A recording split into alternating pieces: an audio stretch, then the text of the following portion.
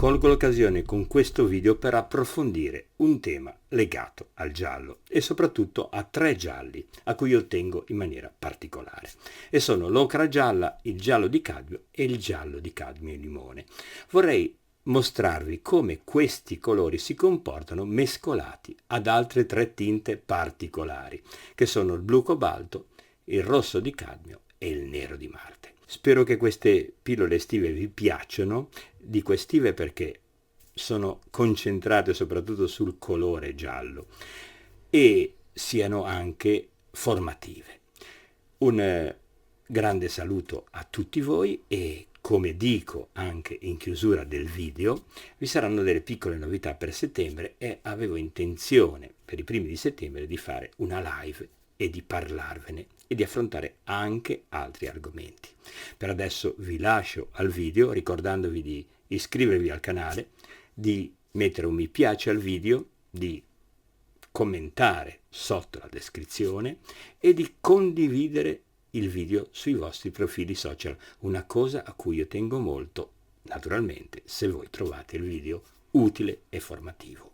Non mi resta altro che lasciarvi al video e augurarvi una buona giornata e un buon weekend a tutte e a tutti. A presto! Qui abbiamo l'ocra gialla, il giallo di cadmio e il giallo di cadmio limone. Quindi vediamo come questi 3 colori si comportano con questi altri 3. Il primo che noi prendiamo in analisi è il rosso di cadmio. Quindi adesso mischiamo il rosso di cadmio con l'ocra gialla. Vediamo che tipo di tonalità viene fuori. Ricordo che questi esercizi è bene farli ogni tanto per riuscire ad avere più confidenza col colore e non trovarci poi in sede di pittura a dover trovare o cercare un colore che altrimenti lo si è già scoperto, e quindi noi magari costruiamo queste nostre piccole tinte e poi le appuntiamo, e così in questo specifico video noi vediamo come si comportano questi 3 colori con delle tinte assolutamente simili. Quindi adesso, prima abbiamo mischiato il rosso di cadmio con l'ocra gialla e ne abbiamo ricavato quell'arancione mattone, e adesso lo stesso giallo di cadmio lo mischiamo con il rosso di cadmio. Noi conosciamo già questa tinta perché l'abbiamo usata nel corso di questi video, abbiamo avuto occasione di poterla usare, quindi la conosciamo già, però adesso la confrontiamo con i colori che noi abbiamo scelto. E ovviamente il potere colorante del rosso di cadmio e del giallo di cadmio si equivalgono, si strutturano molto bene e sono tutte e 2 molto molto coprenti, quindi danno questo risultato di questo arancione che è sicuramente meno tendente al mattone che la prima stesura, quella con l'ocra gialla.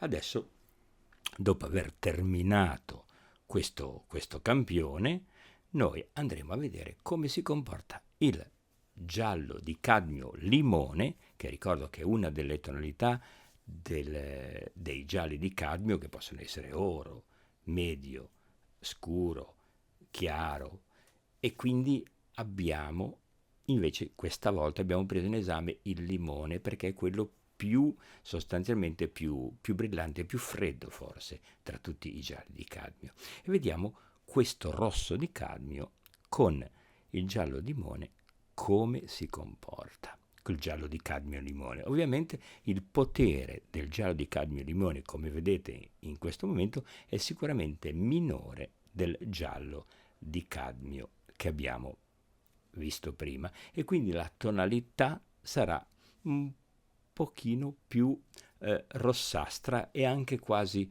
rosata in qualche modo, e abbiamo bisogno di aggiungere molto giallo di cadmio, ma sostanzialmente si ha un effetto abbastanza particolare e meno tendente al giallo di quanto può essere quello con il giallo di cadmio, perché il rosso di cadmio ha una grande prevalenza su di esso, però si ottiene questa tinta che può essere molto interessante soprattutto per i tramonti, per certo tipo di fiori e quindi anche per costruire una tinta più calda ai nostri aranciati, ai nostri gialli, anche per quanto riguarda il colore delle ombre. E adesso noi vediamo invece il blu cobalto mischiato all'ocra gialla dà questo tipo di colore. Notate come l'ocra gialla ovviamente abbia un potere colorante inferiore, sia in questo momento, come abbiamo visto prima, al rosso di cadmio e sia al blu cobalto, e quindi ne viene fuori questo colore molto molto interessante. Vi ricordate il video che abbiamo fatto della terra d'ombra bruciata? Ecco, l'ocra gialla ha questo tipo di caratteristiche, riesce a donare veramente molto molto calore alle tinte, alle tonalità.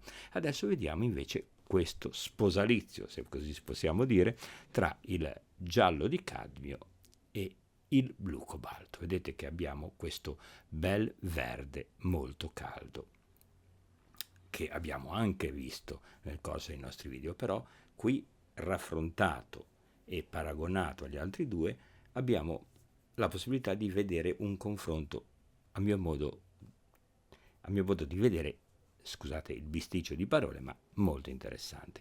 Invece il giallo di cadmio limone, che ha un potere coprente meno accentuato del giallo di cadmio, dà come risultanza con il blu cobalto, dà come risultanza un colore brillante e molto più freddo di quanto è il colore mischiato con il giallo di cadmio. Adesso andiamo a vedere con sorpresa il nero di Marte, che è un altro colore che è interessante perché è tra i neri quello che secondo me, precisamente a me, mi dà delle grosse soddisfazioni dal punto di vista proprio di calore della tinta e della tonalità. Adesso andiamo a vedere come si comporterà con questi tre gialli che noi abbiamo scelto per fare questo confronto. Naturalmente gialli possono essere molteplici e poi voi potete anche adoperarvi e fare degli esercizi con altri tipi di gialli e altre tinte per confrontare come si comportano con le varie tonalità. Vedete che con questo abbiamo una risultanza di un marrone che è quasi somigliante a quello che potrebbe essere il Bruno Van Dyck. Vedete che se noi continuiamo a mettere dell'ocra gialla, ovviamente il colore si scalda ancora di più. Non dimentichiamo che dentro il nero c'è sempre una componente di blu, però nel caso dell'ocra questa non viene fuori. Non viene fuori, ma viene fuori invece quando noi usiamo il giallo di cadmio sopra questo colore. Vedete la diversità? La tinta di giallo, il giallo che è contenuto nell'ocra non fa risaltare il verde nel nero di Marte, mentre nel giallo di cadmio questo appare in tutta la sua potenza, se possiamo usare questo termine. Adesso vediamo come si comporterà invece il nero di Marte con il giallo di cadmio limone. Ne aggiungo un pochino perché vedete quel colore lì è un po' sporcato, quindi ho bisogno di avere un colore più puro. E vediamo subito che la risultante è un pochino più fredda, ma non si discosta moltissimo dal giallo di cadmio che abbiamo preso in esame prima. Sì, è molto più fredda e può essere più brillante se noi ne aggiungiamo un poco, quindi viene assorbito meno dal nero di Marte e paradossalmente riesce ad essere un pochino più brillante, però più o meno le due tinte, i due toni si equivalgono. Fare questo tipo di esercizi è importante non solo per trovare le tinte, ma proprio anche per avere una dimestichezza e una maggiore sintonia con i colori che noi stiamo adoperando e proprio ne percepiamo la consistenza e proprio anche la capacità sia coprente che colorante, che solo con la pratica riesce a venire fuori. Adesso, come ultimo passaggio, voglio affiancare proprio i colori puri che abbiamo usato alle tinte con cui li abbiamo mischiati. Quindi inizierò con il rosso, poi con il blu cobalto e infine con il nero di Marte. E vedete che proprio le tonalità anche dei colori messe vicino alla risultanza della mescolanza con gli altri colori possono anche subire delle percezioni completamente diverse. Vedete ad esempio il blu cobalto come appare più brillante messo vicino al verde ottenuto con il giallo di cadmio e il blu cobalto rispetto a quello ottenuto con il giallo di cadmio limone e il blu cobalto. E adesso poi la risultante più chiara di tutti i colori. Quindi inizierò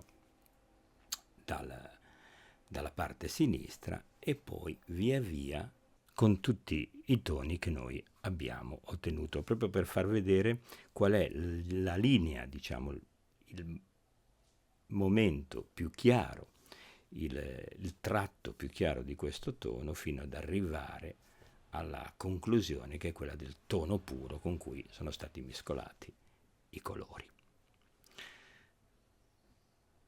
Vedete una particolarità che è nella parte dove noi abbiamo mescolato il giallo di cadmio con il rosso di cadmio. Vedete il bianco che io ho messo fa risaltare molto il giallo rispetto al rosso, cosa che non accade in tutte le altre tinte, forse nella parte riguardante il nero di Marte dello stesso giallo di cadmio.